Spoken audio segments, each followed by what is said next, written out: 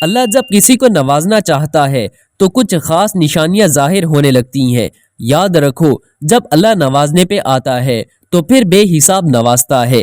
بے شک وہ جسے چاہے اپنی رحمت سے خاص کر لے۔ اللہ انسان کو وہاں سے نوازتا ہے جہاں سے اسے توقع بھی نہیں ہوتی۔ اللہ کی بانٹ آدھی بانٹ نہیں ہے۔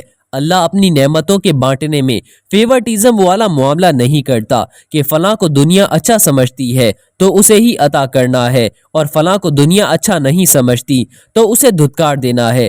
اللہ بس نیتیں دیکھتا ہے۔ اللہ بس یہ دیکھتا ہے کہ کس کے دل میں اللہ کے لیے محبت ہے اور کون اس چیز کو پانے کی زیادہ شدت رکھتا ہے جو وہ اللہ سے مانگ رہا ہے۔ وہ بس خلوص دیکھتا ہے کہ کون اس کا کتنا خوف اپنے دل میں رکھتا ہے کہ اپنی چاہت کو پانے کی خاطر وہ ذرائع جو موجود ہونے کے باوجود بھی کوئی غلط راہ اختیار نہیں کرتا۔ وہ بس طلب دیکھتا ہے کہ کون اس کے انعام کی طلب رکھتا ہے اور پھر اس طلب کی خاطر صبر کرتا ہے۔ یہی سب دیکھ کر اللہ فیصلہ کرتا ہے کہ کس کو کیا، کب اور کتنا دینا ہے۔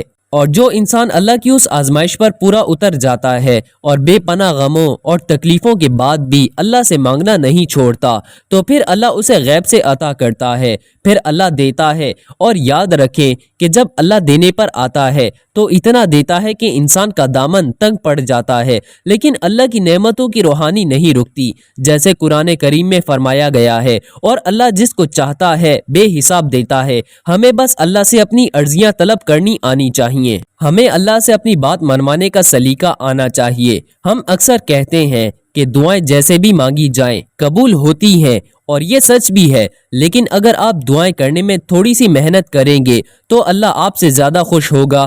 ہاتھ پھیلا کر مانگنے والے اور ہاتھ نہ پھیلا کر مانگنے والے میں کوئی تو فرق ہوتا ہے۔ آپ کا عمل ہی آپ کی شدت کو بیان کرتا ہے، اور جب آپ نماز پڑھ کر ہاتھوں کو اٹھا کر اللہ سے دعا مانگتے ہیں تو آپ یہ ظاہر کرتے ہیں کہ آپ نے اس رب کو اپنا بادشاہ مان لیا ہے اور اپنی ہار تسلیم کر لی ہے۔ ظاہر ہے کسی بھی ایرے غیرے کے آگے تھوڑی نہ ہاتھ پھیلائے جاتے ہیں، ہاتھ تو صرف اس کے سامنے پھیلائے جاتے ہیں جس پر مان ہوتا ہے۔ اور جب اللہ کو پتا ہوتا ہے کہ آپ مان کے ساتھ آئے ہیں تو وہ اس مان کا بھرم کبھی نہیں ٹوٹنے دیتا۔ اور پھر ہاتھوں کو دعا کے لیے اٹھانے کے بعد آپ نے فوراً اپنی خواہش نہیں اللہ کو گوانے لگ جانا، جیسے آپ صرف اسی مطلب کے لیے آئے ہیں، بلکہ سب سے پہلے آپ نے اللہ کی بڑائی بیان کرنی ہے۔ ہمیں لوگوں سے مدد نہیں مانگنی چاہیے۔ جب ہم کسی سے رو کر منتیں کر کے کہتے ہیں ہماری مدد کرو تو ہم خود کو اس انسان کی نظروں میں چھوٹا کر لیتے ہیں، خود کی تذلیل کرتے ہیں، اور انسان کو اپنی تذلیل نہیں کرنی چاہیے۔ اللہ نے تو انسان کو بہت عزت دی ہے۔ اللہ نے ہمیں سکھایا ہے مدد مجھ سے مانگو، جس طرح رو کر ہم انسانوں سے مانگتے ہیں، جس طرح رو کر ہمیں اللہ سے مانگنا چاہیے۔ اور ہم روز نمازوں میں کتنی بار اللہ سے کہتے ہیں ہم صرف تجھ سے مدد مانگتے ہیں۔ پھر ہم یہ بات کیوں بھول جاتے ہیں کہ مدد اللہ کرتا ہے؟ جو اللہ ہماری زندگی کے مسائل آج تک حل کرتا آیا ہے، کیا وہ آگے آنے والے مسئلے حل نہیں کرے گا؟ پتہ ہے ہم اپنی زندگی کی سب سے بڑی غلطی کیا کرتے ہیں؟ ہم انسانوں سے امیدیں لگاتے ہیں، ہم انسانوں کی طرف بھاگتے ہیں۔ انسان مدد نہیں کیا کرتے، مدد تو دور کی بات، وہ آپ کے لیے کوشش تک نہیں کرتے۔ ہمارا رب جس کے پاس ہمیں سب سے پہلے جانا چاہیے، اس کے پاس ہم سب سے آخر میں آتے ہیں، جو ہمارے دل کے حال سے واقف ہے۔ بس ایک اسی کو ہم اپنے دل کا حال نہیں بتاتے، اللہ سے نہیں کہتے۔ صرف آپ ہی ہیں جو مجھے اس مشکل سے نکال سکتے ہیں، صرف آپ ہی ہیں جو مجھے راستہ دکھا سکتے ہیں، صرف آپ ہی ہیں جو میری مدد کر سکتے ہیں، صرف آپ ہی ہیں جو مجھے عطا کر سکتے ہیں۔ آپ دے دیں تو کوئی روک نہیں سکتا، آپ روک دیں تو کوئی دے نہیں سکتا۔ اللہ کے پاس تو سب اختیارات ہیں، سب کا مالک وہ ہے۔ جو چیز ہمیں چاہیے اس کا مالک بھی اللہ ہے، اور پھر مانگنا بھی اللہ سے چاہیے، انسانوں سے نہیں۔ اپنے لیے کوشش خود کرنی چاہیے اور مدد اللہ سے مانگنی چاہیے۔ یقین کریں انسان واقعی مدد نہیں کیا کرتے، ان سے مدد مانگ کر خود کی تذلیل نہیں کرنی چاہیے۔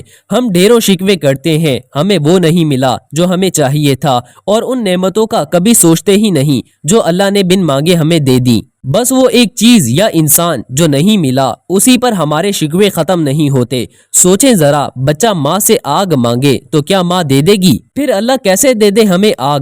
وہ اللہ جو ماں سے بھی کہیں زیادہ محبت کرتا ہے اپنے بندوں سے، وہ اللہ جس کی محبت کا کوئی مقابلہ ہی نہیں ہو سکتا۔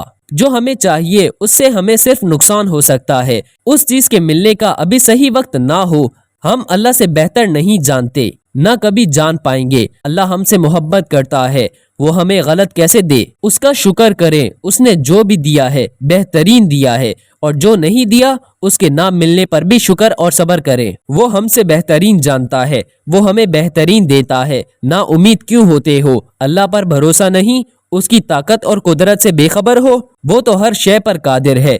ایک وہی تو ہے جو امیدیں پوری کرتا ہے، ناممکن کو ممکن بناتا ہے۔ پھر کیوں مایوس ہوتے ہو؟ یقین رکھو وہ یہ وقت بھی بدل دے گا۔ خوشیاں پھر سے تمہارے حصے میں آئیں گی۔ حالات کبھی ایک جیسے نہیں رہتے، آج برے ہیں تو کل اچھے ضرور آئیں گے۔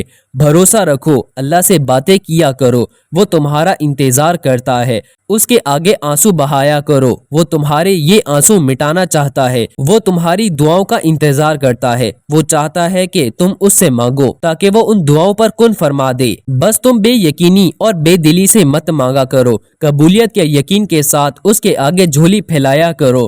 تم اس کو جب جب پکارتے ہو وہ تمہیں سنتا ہے۔ وہ نہیں دیکھتا کہ تم اس کے پاس کیسے آ رہے ہو، کتنے وقت کے بعد آ رہے ہو۔ وہ تمہاری صدا ہمیشہ سنتا ہے۔ اس نے تمہیں کبھی تنہا نہیں چھوڑا، بلکہ وہ تو تمہارا انتظار کرتا ہے۔ دن میں 5 وقت خود بلاتا ہے، تہجد کے سجدوں کو تم تک لے کر آتا ہے تاکہ تمہیں سنے، تمہاری بے سکونی دور کر دے، تمہاری امیدیں بھر دے۔ وہ جب چاہتا ہے کہ ہو جائے وہ ہو جاتا ہے۔ صبر رکھو، تم نہیں جانتے کہ تمہارے لیے کیا صحیح ہے اور کیا غلط۔ اس کی دیر تمہاری نظر میں دیر ہے، جبکہ وہ عطا اپنے صحیح وقت پر ہی کرتا ہے۔ صبر اور یقین رکھو، وہ تمہیں اتنا عطا کرے گا کہ تم اس کا شکر ادا کرنے میں ساری عمر گزارنا چاہو گے، انشاءاللہ۔